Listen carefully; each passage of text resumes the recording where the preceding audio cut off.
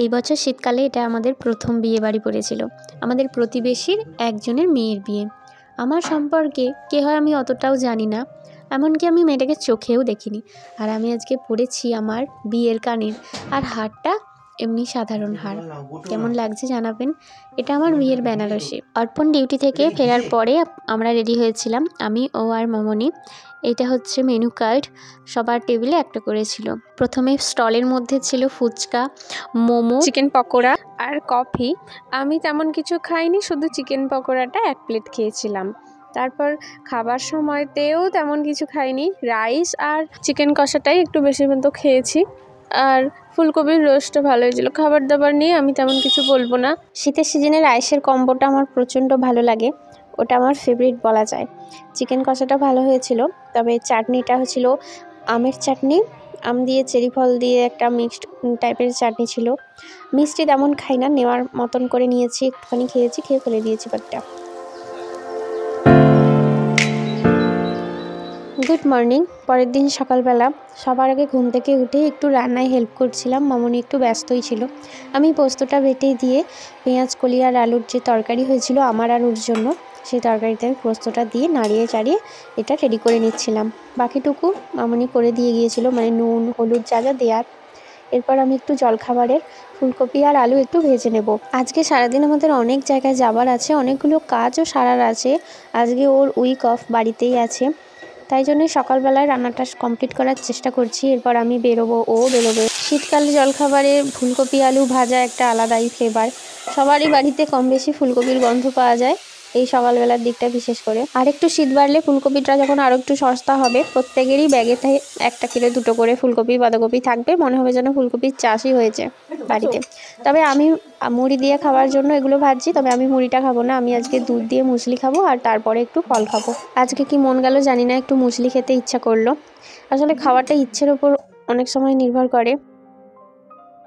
এদিকে ও সকালবেলা উঠেই গাড়িটা নামানোর আগে চেষ্টা করছে। আমাদের না গাড়ি তোলার নামানোর জায়গাটা এখনো পর্যন্ত হয়নি, তো এইভাবেই আমরা কষ্ট করে করে নামাচ্ছি একটা পাথরকে দিয়ে, যাতে চাকাটা সহজভাবে গড়িয়ে দেওয়া যায়। একটু 2-1 দিন কষ্ট হচ্ছে, তবে খুব তাড়াতাড়ি গাড়ি তোলার জায়গাটা করা হবে। মিস্ত্রিকেও ফোন করে দেওয়া হয়েছে, উনিও আসবেন।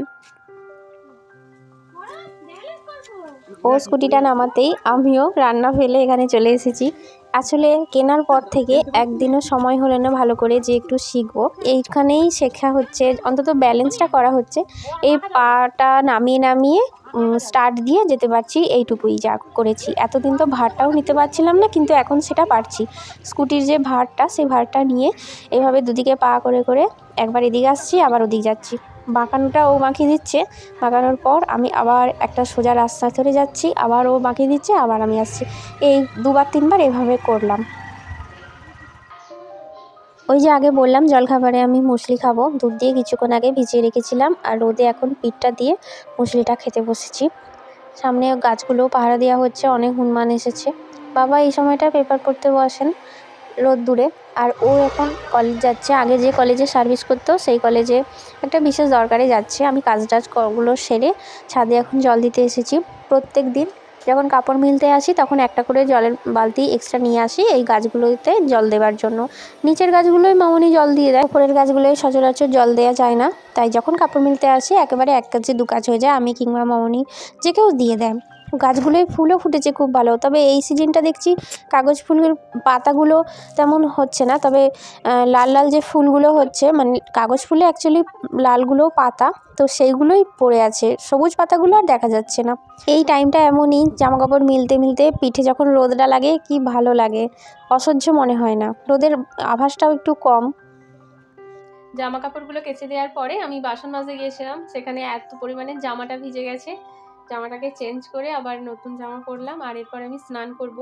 ও সকালবেলা বেরিয়েছিল, এখনো পর্যন্ত আসেনি, ও আসার পর একসাথে ভাত খাবো। স্নান করে একটু নিজের কাজ করব। কালকের বিয়ে বাড়ি যাওয়ার শাড়িটা এখানটাতে রোদেতে একটুখানি দিয়ে দিয়েছি। এটা আমার বিয়ের বেনারসি। বিয়ের বেনারসিটা বিয়ের পর থেকে এই ফার্স্ট কোনো ইনভিটেশনে পরলাম। শীতকাল বলেই পরেছি, গরমকালে পরলে তো প্রচুর গরম হবে, পরা যাবে না।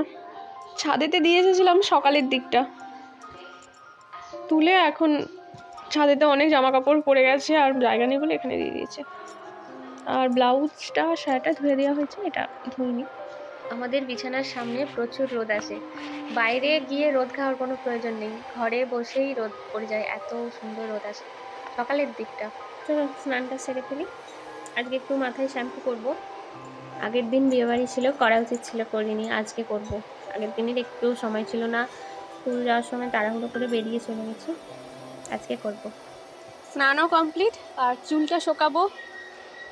ছাদে এসেছি, জামা কাপড়গুলো তুলবো, জামা কাপড়ও তোলা হবে আর চুলটাও সেই সময় শুকানো হবে। চলুন, যে কটা শুকনো আছে সে কটা তুলবো, সবগুলো তুলবো না তো উঠছে। একটু আগে আপনাদের দেখালাম জামা কাপড়গুলো মিলছি, তবে এর মাঝে অনেকটা টাইম পেরিয়ে গেছে আর ওগুলো শুকিয়েও গেছে।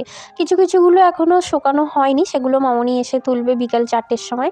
আমি যতটুকু পারবো তুলে নিয়ে চলে যাব। একসাথে অনেকটা তুলে আবার চাপ পড়ে যাবে, কাপড়গুলো পাট করতে হবে প্রত্যেকটা।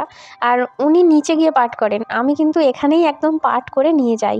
আমার মনে হয় যেন এখানে দাঁড়িয়ে দাঁড়িয়ে পাট করে নিলে কাজটা অনেকটা সুবিধা হয়, কেন কি জানি আমার এটা মনে হয়, সেই কারণে। আর চুলটাও খুলে রেখেছি, শ্যাম্পু করার চুল, রোদেতে শুকিয়ে গেলে তাড়াতাড়ি শুকনো হয়ে যায়, ভেজা মাথাটা রইল না। একটু পরে আবার বেরোনো আছে, আমি একটু বাপের বাড়ি যাব, মা বাবার কাছে দেখা করতে ওর সাথে। চলুন বেরিয়ে পড়েছি। তবে ওখানে গিয়ে আমি বেশিক্ষণ থাকিনি, আমরা দুজনেই 30 মিনিট মতো থেকেছি, জাস্ট দেখা করব, সন্ধেবেলা হওয়ার আগেই চলে আসব। এই জন্যই অনেক দিন যাওয়াও হয়নি, অনেকগুলো কারণে, স্কুলের এখন তেমন ছুটি চাটা নেই, এইসব কারণে পরীক্ষা টরীক্ষা চলছে, যাওয়া হচ্ছে না। তো ওই জন্যই একটু সামান্য দেখা করতে গিয়েছিলাম। আর আসার পথে নার্সারিতেও গিয়েছিলাম। আর আসার পথে মামনির জন্য একটা ফোন কিনে এনেছি, অ্যান্ড্রয়েড ফোন। ওনার অনেক দিনের শখ ছিল ছোটো ফোন ছেড়ে এবার একটু অ্যান্ড্রয়েড ফোন ইউজ করবে। আর হ্যাঁ, এটা কিন্তু ছেলে কিনে দেয়নি, কিনে দিয়েছে ওনার স্বামী, মানে আমার শ্বশুরই কিনে দিয়েছে। এখন যে রাস্তা দিয়ে যাচ্ছি সেই রাস্তাটা হলো হাই রোড। এখানে আমরা পাম্পে এসেছিলাম, সেখানে হাই রোডের সামনে দিয়ে যেতে হয় আমাদের ওদিকটায়। আর আসার পথে একটু এগরোল খেয়ে নিলাম, গরম গরম ভাজা দেখে দাঁড়িয়ে পড়লাম দুজনে। এই জায়গাটা থেকে আমরা ফার্স্ট টাইম এগরোলটা খাচ্ছি, তবে আশা করিনি এত ভালো টেস্ট হবে, সত্যিই খুব সুন্দর এগরোলটা খেতে। ওনার লাইফে ফার্স্ট ইউজড ফোন এটা হবে, তাই বেশি দাম বা কস্টলি নিইনি, এটাই দিয়েছে রিয়েলমি C71। এটাতে হাত সেট করুক, এরপর ভালো কিছু কিনে দেওয়া যাবে। খুব কম রেঞ্জের মধ্যেই আমরা পেয়ে গেছি, একদম রিজনেবল প্রাইসে। এই হলো ফোন, আর এটা ফোনের সামনেটা আর এটা পেছনটা।